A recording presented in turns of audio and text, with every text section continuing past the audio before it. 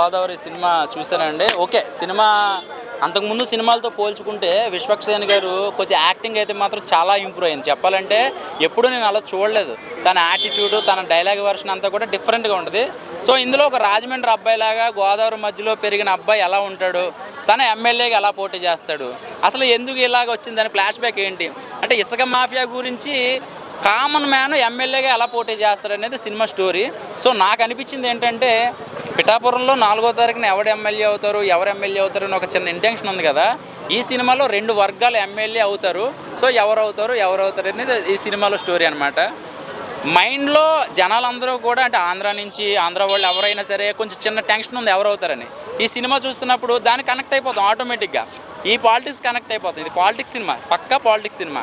అంటే కామన్గా లవ్ స్టోరీయో లేకపోతే ఏదో అనుకోవచ్చు. కానీ సో ఒక పుష్పలో ఎర్రచంద్రం కోసం ఎలాగైతే ఇది అవుతారో ఒక ఎమ్మెల్యే పదవి కోసం వీళ్ళు అలాగా కొట్టుకుంటూ ఉంటారనమాట.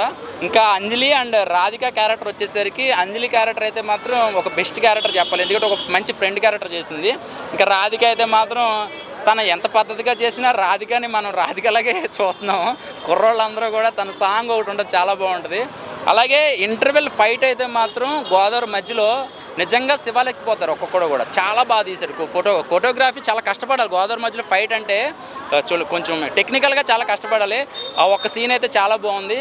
ఫైట్ సీన్లు అయితే మాత్రం కొన్ని గూస్ బంప్స్ వచ్చినాయి. కానీ ఫస్ట్ హాఫే అంటే ఇంటర్వెల్ దగ్గర నుంచి క్లైమాక్స్ అయిపోతుంది.